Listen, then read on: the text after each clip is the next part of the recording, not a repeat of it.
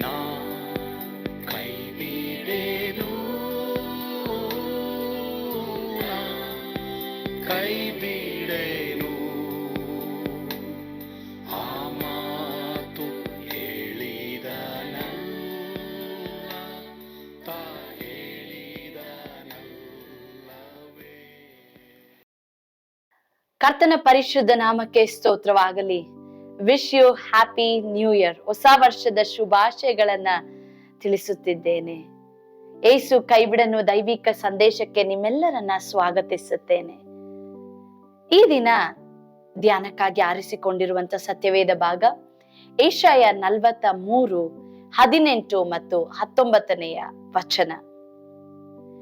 ಆ ಯೆಹೋವನು ಹೀಗೆನ್ನುತ್ತಾನೆ, ಹಳೆ ಸಂಗತಿಗಳನ್ನು ಜ್ಞಾಪಕಕ್ಕೆ ತಂದುಕೊಳ್ಳಬೇಡಿರಿ, ಪುರಾತನ ಕಾರ್ಯಗಳನ್ನು ಮರೆತು ಬಿಡಿ. ಈಗೋ ಹೊಸ ಕಾರ್ಯವನ್ನ ಮಾಡುವೆನು, ಈಗ ತಲೆದೋರುತ್ತಲಿದೆ, ನಿಮಗೆ ಕಾಣುವುದಿಲ್ಲವೋ? ನಾನು ಅರಣ್ಯದಲ್ಲಿ ಮಾರ್ಗವನ್ನು ಏರ್ಪಡಿಸಿ ಅಡವಿಯಲ್ಲಿ ನದಿಗಳನ್ನು ಹರಿಸುವೆನು. ಹೊಸ ಕಾರ್ಯ ಮಾಡುವೆನು. I am doing a new thing. ಈ ದಿನ ನಾನು ನಿಮ್ಮೊಟ್ಟಿಗೆ ಮಾತನಾಡುವಂತ ವಿಷಯ ಹೊಸ ಕಾರ್ಯ ಎಂಬುದಾಗಿ ಹೇಳೋದಾದ್ರೆ ಖಂಡಿತವಾಗಿಯೂ ಅದು ಒಂದು ಒಳ್ಳೆಯ ಕಾರ್ಯವೇ ಆಗಿರ್ತದೆ. ಈ ಒಂದು ವಾಕ್ಯದ ಒಂದು ಸಾರಾಂಶವನ್ನ ನಾವು ನೋಡುವಾಗ, ಇಸ್ರಾಯೇಲ್ಯರು ಅನೇಕ ವರ್ಷಗಳು ಬಾಬೇಲಿಗೆ ದಾಸತ್ವದಲ್ಲಿ ಒಯ್ಯಲ್ಪಟ್ಟು ಆ ದಾಸತ್ವದಲ್ಲಿ ಅನೇಕ ಕಷ್ಟಗಳನ್ನ ಅವ್ರು ಅನುಭವಿಸಬೇಕಾದಂತ ಪರಿಸ್ಥಿತಿ ಅವ್ರಿಗೆ ಬಂದಿರುತ್ತೆ. ಇಂಥ ಒಂದು ಸಮಯದಲ್ಲಿಯೇ ದೇವರು ಈ ವಚನಗಳನ್ನ ಯೆಶಾಯ ಪ್ರವಾದಿಯ ಮೂಲಕ ಇಸ್ರಾಯೇಲರಿಗೆ ಕೊಡ್ತಾ ಇದ್ದಾರೆ. ಒಂದು ವೇಳೆ ಈ ದಿನ ನನ್ನನ್ನ ವೀಕ್ಷಿಸ್ತಾ ಇರುವಂತ ದೇವ ಮಕ್ಕಳಾದ ನೀವು ಹಿಂದೆ ಅನೇಕ ವರ್ಷಗಳು ಯಾವುದೋ ಒಂದು ಆರ್ಥಿಕ ದಾಸತ್ವನೋ, ಕೌಟುಂಬಿಕ ಒಂದು ಕಷ್ಟದ ದಾಸತ್ವನೋ, ಅಥವಾ ಯಾವುದೋ ಒಂದು ದಾಸತ್ವದಲ್ಲಿ, ಒಂದು ಬಂಧನದಲ್ಲಿ ನೀವು ಇದ್ದಿರಬಹುದು.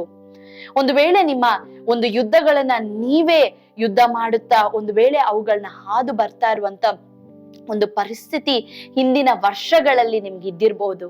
ಆದ್ರೆ ಇವತ್ತು ಈ ವರ್ಷದಲ್ಲಿ ದೇವ್ರು ನಿಮ್ಗೆ ವಾಗ್ದಾನ ಮಾಡ್ತಾ ಇರೋದು ಈ ವಚನದ ಮೂಲಕ, ನಾನ್ ನಿಮ್ಮ ಜೀವಿತದಲ್ಲಿ ಹೊಸ ಕಾರ್ಯವನ್ನ ಮಾಡುವೆನು ಮಗನೇ, ಮಗಳೇ ಎಂಬುದಾಗಿ ದೇವ್ರು ಈ ದಿನ ಹೇಳ್ತಾ ಇದ್ದಾರೆ. ನಾನು ನೀನು ಆರಾಧಿಸುವಂತ ಯೇಸು ಹೊಸ ಕಾರ್ಯಗಳನ್ನ ಮಾಡುವಂತ ಯೇಸು. ಆ ಹೊಸ ಕಾರ್ಯಗಳನ್ನ ಏಸು ಮಾಡ್ತೀನಿ ಎಂಬುದಾಗಿ ಹೇಳುವಾಗ, ನನ್ನ ನಿಮ್ಮ ಹೃದಯವನ್ನ ಏಸುವಿನೊಂದಿಗೆ ನಾವು ಈ ಜೋಡ್ ಮಾಡ್ಬೇಕಾಗುವಂತ ಪರಿಸ್ಥಿತಿ ಇದೆ. ಪ್ರಿಯ ದೇವರ ಮಕ್ಕಳೇ, ನೀವು ನಿಮ್ಮ ಸನ್ನಿವೇಶ, ಹಿಂದಿನ ವರ್ಷಗಳಲ್ಲಿ ಹಾದು ಬಂದಂತ ಸನ್ನಿವೇಶಗಳನ್ನ ದೃಷ್ಟಿಸಿ ನೋಡುವಂತ ಅವಶ್ಯಕತೆ ಇಲ್ಲ. ಈ ಒಂದು ವರ್ಷದಲ್ಲಿ ನೀವು ಕರ್ತನನ್ನೇ ದೃಷ್ಟಿಸಿ ನೋಡೋದಕ್ಕೆ ಒಂದು ತೀರ್ಮಾನವನ್ನ ಮಾಡ್ರಿ. ಆತನನ್ನೇ ದೃಷ್ಟಿಸಿ ನೋಡ್ರಿ. ಆತನು ನಿಮಗೆ ಕ್ರಿಸ್ತನಲ್ಲಿ ಒಂದು ಫ್ರೀಡಮ್ ಅನ್ನ ಕೊಟ್ಟಿರುವಾಗ, ಆ ಒಂದು ಫ್ರೀಡಮ್ ಅನ್ನ ನೀವು ಎದುರು ನೋಡ್ತಾ ನೀವು ಯೇಸುವನ್ನ ದೃಷ್ಟಿಸುವಾಗ ನಿಮಗೆ ಹೊಸ ಕಾರ್ಯವನ್ನ ಮಾಡ್ತೀನಿ ಎಂಬುದಾಗಿ ದೇವರು ವಾಗ್ದಾನ ಮಾಡ್ತಾ ಇದ್ದಾರೆ.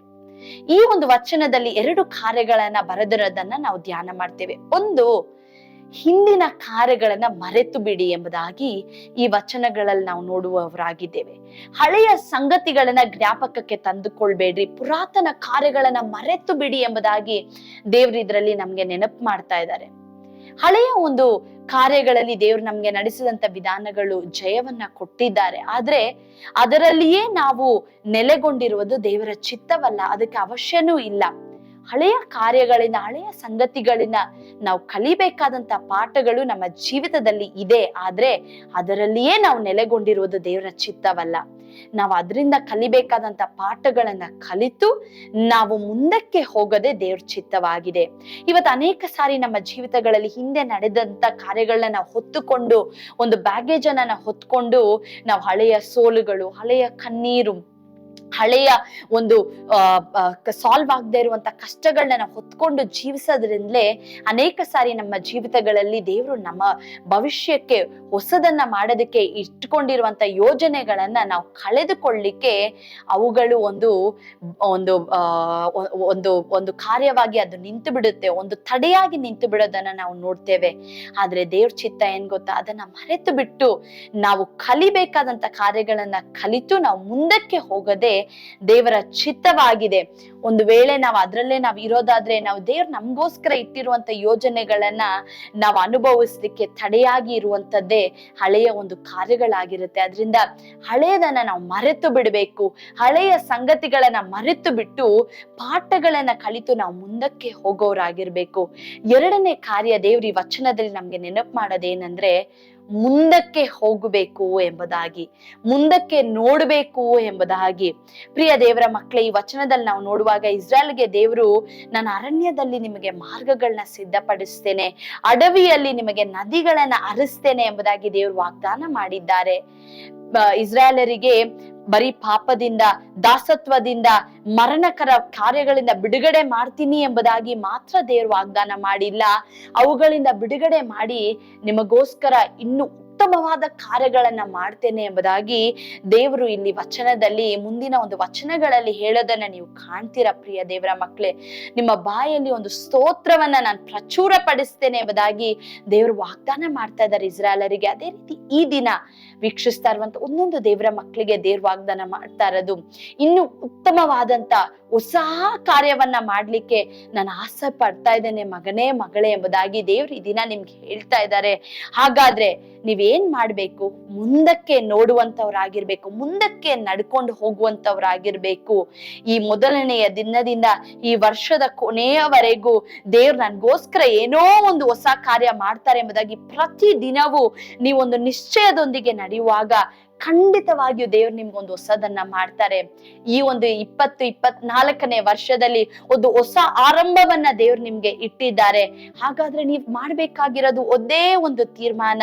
ನಿಮ್ಮ ಸಮಯಗಳಲ್ಲಿ, ನಿಮ್ಮ ಆರ್ಥಿಕ ಕಾರ್ಯಗಳಲ್ಲಿ, ನಿಮ್ಮ ಸಂಬಂಧಗಳಲ್ಲಿ ಯೇಸುವೇ ನಾನು ನಿನ್ನನ್ನೇ ಮೊದಲನೇದಾಗಿ ಇಡ್ತೇನೆ ಎಂಬುದಾಗಿ ಒಂದು ತೀರ್ಮಾನ, ಒಂದು ಹೊಸ ರೆಸಲ್ಯೂಷನ್ ಅನ್ನ ನೀವು ತೆಗೆದುಕೊಳ್ಳ್ರಿ. ದೇವರೇ, ನೀನೇ ನನಗೆಲ್ಲ, ಖಂಡಿತವಾಗಿಯೂ ನನ್ನ ಜೀವಿತದಲ್ಲಿ ಹೊಸ ಕಾರ್ಯ ನೀನ್ ಮಾಡ್ತೀಯಾ ಎಂಬುದಾಗಿ ಯೇಸುವನ್ನೇ ದೃಷ್ಟಿಸಿ ನೋಡುತ್ತಾ ಆತನನ್ನೇ ನಂಬುವವರಾಗಿ ನೀವು ಅವರನ್ನೇ ಮೊದಲನೇದಾಗಿ ನಿಮ್ಮ ಜೀವಿತಗಳಲ್ಲಿ ಇಟ್ಕೊಳ್ಬೇಕಾದ್ರೆ ಖಂಡಿತವಾಗಿಯೂ ಒಂದು ನ್ಯೂ ಥಿಂಗ್, ಒಂದು ಹೊಸ ಕಾರ್ಯ ಆ ಯೇಸು ನಿಮ್ಮ ಜೀವಿತದಲ್ಲಿ ಮಾಡೋದಕ್ಕೆ ಶಕ್ತನಾಗಿದ್ದಾರೆ. ಪ್ರಾರ್ಥನೆ ಮಾಡೋಣವಾ? ಪ್ರೀತಿಯುಳ್ಳ ಯೇಸುವೆ, ಈ ದಿನದಲ್ಲಿ ಕರ್ತನೆ, ಈ ದೈವಿಕ ಸಂದೇಶವನ್ನ ಕೇಳಿಸ್ಕೊಳ್ತಾ ಇರುವಂತ ಪ್ರತಿಯೊಂದು ದೇವರ ಮಕ್ಕಳು ಕರ್ತನೆ, ಹಿಂದೆ ಅನೇಕ ಸೋಲುಗಳು, ಅನೇಕ ಕಣ್ಣೀರು, ಅನೇಕ ವೇದನೆಗಳಲ್ಲಿ ಅವ್ರು ಹಾದು ಹೋಗ್ಬೇಕಾದಂತ ಪರಿಸ್ಥಿತಿಗಳು ಬಂದಾಗಿಯೂ ಅವರು ಒಬ್ಬರೇ ಅದನ್ನ ಕರ್ತನೆ ಎದುರಿಸ್ತಾ ಇದ್ರು. ಆದ್ರೆ ಈ ವರ್ಷದಲ್ಲಿ ನೀವು ಈ ಮೊದಲನೇ ದಿನದಲ್ಲಿ ವಾಗ್ದಾನ ಮಾಡ್ತಾ ಇದ್ದೀರಾ, ಹೊಸ ಕಾರ್ಯವನ್ನ ಮಾಡುವೆನು. ಈ ದಿನ ಮೊದಲುಗೊಂಡು ನಿನ್ನ ಮಕ್ಕಳ ಜೀವಿತದಲ್ಲಿ ಹೊಸ ಕಾರ್ಯವನ್ನ ಸ್ವಾಮಿ ನೀನು ಮಾಡ್ಬೇಕೆಂಬುದಾಗಿ ನಾನು ಪ್ರಾರ್ಥಿಸ್ತೇನೆ. ಅದನ್ನ ನಾನು ರಿಲೀಸ್ ಮಾಡ್ತಾ ಇದ್ದೇನೆ ಅಪ್ಪ. ನೀವು ಆ ರೀತಿ ನಡೆಸೋದಕ್ಕಾಗಿ ಸ್ತೋತ್ರ. ಬಲಪಡಿಸು ಅಪ್ಪ, ಧೈರ್ಯವನ್ನ ಕೊಡು ಸ್ವಾಮಿ. ಯೇಸುವಿನ ಹೆಸರಿನಲ್ಲಿ ಪ್ರಾರ್ಥಿಸಿ ಬೇಡಿ ಹೊಂದಿದ್ದೇವೆ ತಂದೆಯೇ, ಆಮೇನ್.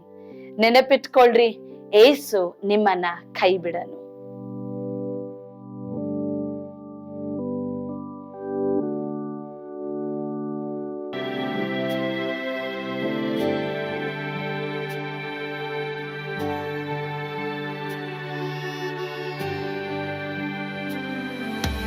ನಾನು ಪಾತ್ರದಲ್ಲಿ ಇರುವಾಗಲೂ ನೀನು ಭಯಪಟ್ಟು ಓಡಬಾರದು. ನನ್ನ ಮಾತನಂಬಿ ಸ್ಥಿರವಾಗಿರು. ನಿನ್ನ ಬಿಡಲಾರೆ, ಬಿಡೆನು ಎಂದೆಂದಿಗೂ.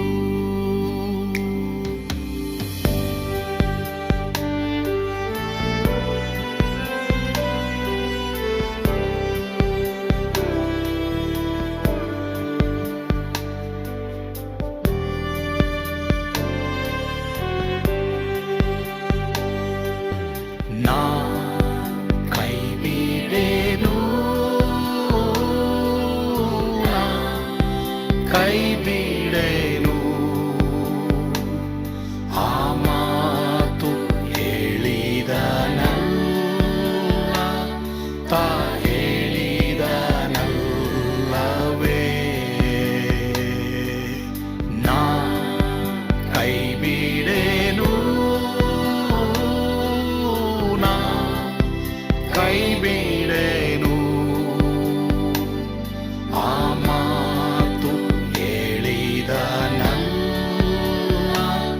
ತಾ ಹೇಳಿದ ನಲ್ಲವೇ.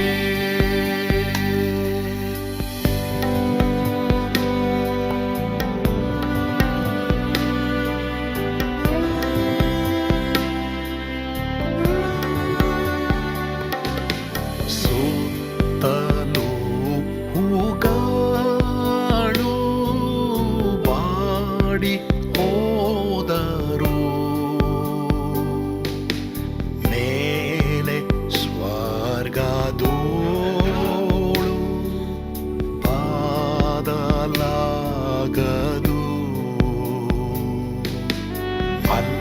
ಅಲ್ಲಿಂದೇಸು ಸ್ವಾಮಿ ಬಾರುವಾತನು, ನನ್ನ ಬಿಡಲಾರ, ನನ್ನನ್ನು ಕೈ ಬಿಡನು. ನಾ ಕೈ ಬಿಡೆನು, ನಾ ಕೈ ಬಿಡೆನು. ಆ ಮಾತು ಹೇಳಿದನಲ್ಲ, ತಾ ಹೇಳಿದನಲ್ಲವೇ.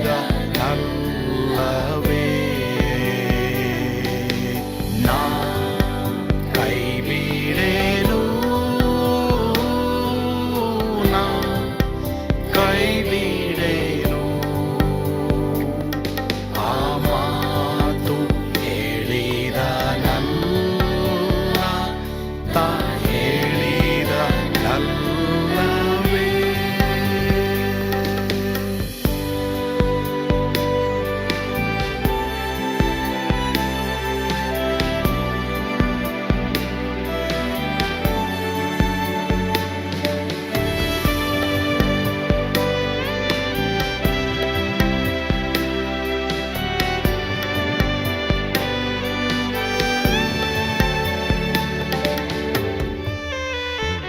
ಮುಂದೆ ಬಾವು ಕಷ್ಟ ಬಾರುತ್ತಿದ್ದರು, ಬಾಯ ಪಾಡಲಾರೆ, ಸ್ವಾಮಿ ಇದ್ದಾನೆ. ಬಾಲವಾಗಿ ನಿಂತು ಹರ್ಷಗೊಳ್ಳುವೆ,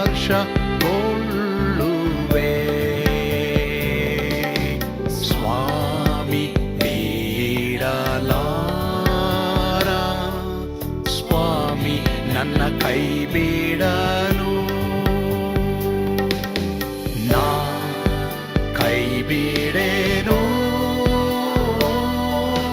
ನಾ ಕೈ ಬಿಡೆನು. ಆ ಮಾತು ಹೇಳಿದನಲ್ಲ, ತಾ ಹೇಳಿದನಲ್ಲವೇ. ನಾ ಕೈ ಬಿಡೆನು, ನಾ ಕೈ ಬಿಡೆನು. ಆ ಮಾತು ಹೇಳಿದನಲ್ಲ, ತಾ ಹೇಳಿದನಲ್ಲವೇ. ತಾ ಹೇಳಿದನಲ್ಲವೇ.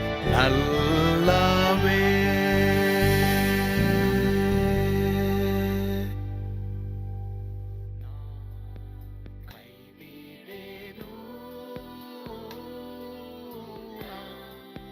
ಕೈ ಬಿಡೆನು.